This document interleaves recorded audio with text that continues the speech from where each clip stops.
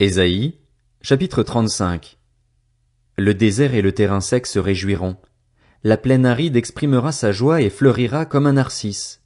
Elle se couvrira de fleurs et exprimera sa joie par des chants d'allégresse et des cris de triomphe. La gloire du Liban lui sera donnée, de même que la splendeur du Carmel et du Saron. On verra la gloire de l'Éternel, la splendeur de notre Dieu. Fortifiez les mains affaiblies et affermissez les genoux flageolants. Dites à ceux qui ont le cœur battant, fortifiez-vous, n'ayez pas peur. Voici votre Dieu, elle viendra, la vengeance, la rémunération de Dieu. Il viendra lui-même pour vous sauver. Alors les yeux des aveugles seront ouverts et les oreilles des sourds seront débouchées. Alors le boiteux sautera comme un cerf et la langue du muet lancera des cris joyeux. Oui, de l'eau jaillira dans le désert et des ruisseaux dans la plaine aride.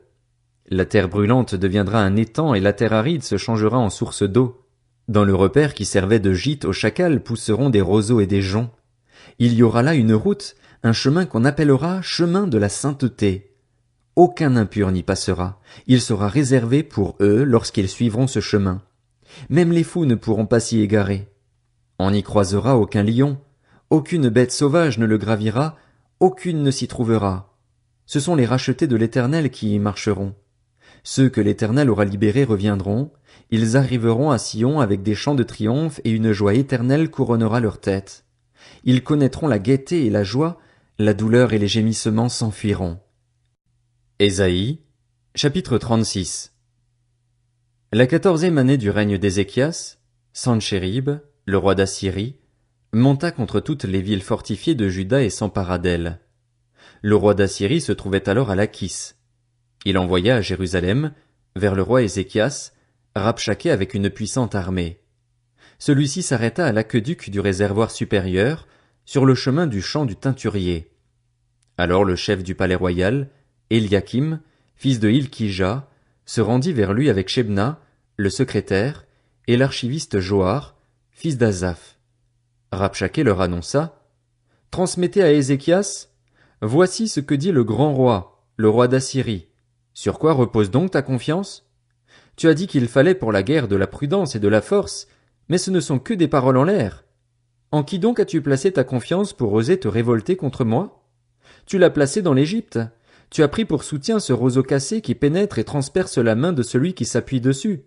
Voilà ce qu'est le Pharaon, le roi d'Égypte, pour tous ceux qui se confient en lui. Peut-être me diras-tu, c'est en l'Éternel, notre Dieu, que nous plaçons notre confiance. Mais n'est-ce pas lui dont Ézéchias a fait disparaître les hauts lieux et les autels en disant à Juda et à Jérusalem, vous vous prosternerez devant cet autel à Jérusalem?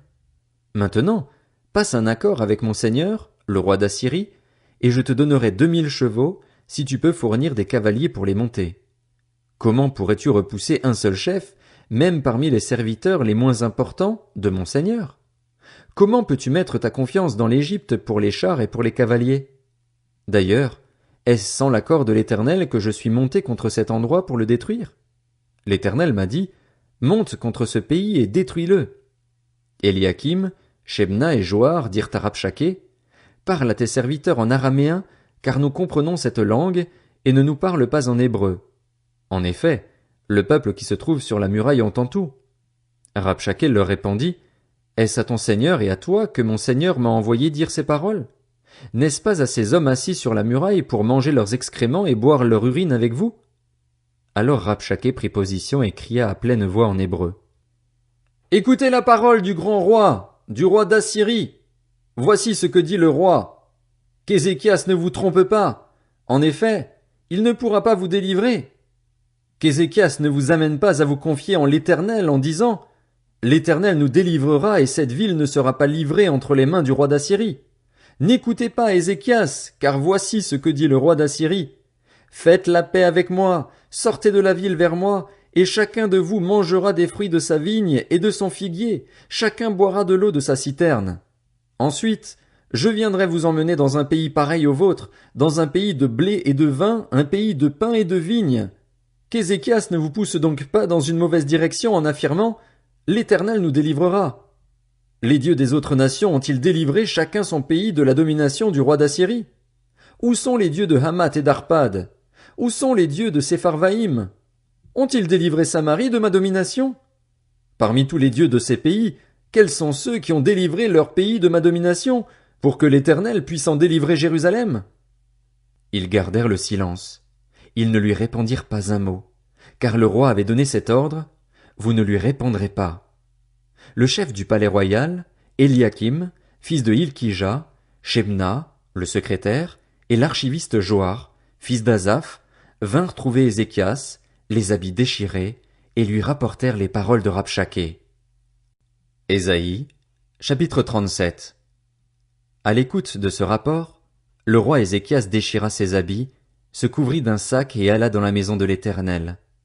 Il envoya Éliakim, le chef du palais royal, Shebna, le secrétaire, et les plus anciens des prêtres, tous couverts de sacs, vers le prophète Ésaïe, fils d'Amoz. Ils lui dirent: voici ce que dit Ézéchias. Ce jour est un jour d'angoisse, de punition et de honte, car les enfants sont près de sortir du ventre maternel et il n'y a pas de force pour l'accouchement. Peut-être l'Éternel, ton Dieu, a-t-il entendu les paroles de Rabshakeh, l'homme que le roi d'Assyrie, son seigneur, a envoyé pour insulter le Dieu vivant, et peut-être l'Éternel, ton Dieu, punira-t-il les paroles qu'il a entendues. Fais donc monter une prière pour le reste qui subsiste encore. Les serviteurs du roi Ézéchias allèrent donc trouver Ésaïe, et celui-ci leur dit: vous transmettrez le message suivant à votre maître. Voici ce que dit l'Éternel. Ne te laisse pas effrayer par les paroles que tu as entendues et par lesquelles les serviteurs du roi d'Assyrie m'ont insulté. Je vais mettre en lui un état d'esprit tel que, sur une nouvelle qu'il recevra, il retournera dans son pays, et là-bas je le ferai tomber par l'épée. Rabshakeh se retira et alla rejoindre le roi d'Assyrie au beau milieu de son combat contre Libna, car il avait appris son départ de Lachis. C'est alors que le roi d'Assyrie reçut une nouvelle au sujet de Tiraka, le roi d'Éthiopie. On lui dit: il s'est mis en marche pour te faire la guerre. À cette nouvelle, il envoya des messagers à Ézéchias avec l'ordre de dire à Ézéchias, le roi de Juda, que ton Dieu, celui dans lequel tu places ta confiance, ne te trompe pas en prétendant que Jérusalem ne sera pas livrée entre les mains du roi d'Assyrie. Tu as bien appris ce que les rois d'Assyrie ont fait à tous les pays, la manière dont ils les ont voués à la destruction. Et toi, tu serais délivré. Les dieux des nations que mes prédécesseurs ont détruites les ont-ils délivrés? Considère ce qui est arrivé à Gozan, Charan, Retsef et aux Édénites qui se trouvent à Télassar. Où sont les rois de Hamath, d'Arpad, de la ville de Sepharvaïm, d'Ena et d'Ivva? Ézéchias prit la lettre de la main des messagers et la lut. Puis il monta à la maison de l'Éternel et la déroula devant l'Éternel. Il lui adressa cette prière: Éternel, Maître de l'univers, Dieu d'Israël, toi qui sièges entre les chérubins, c'est toi qui es le seul Dieu de tous les royaumes de la terre, c'est toi qui as fait le ciel et la terre.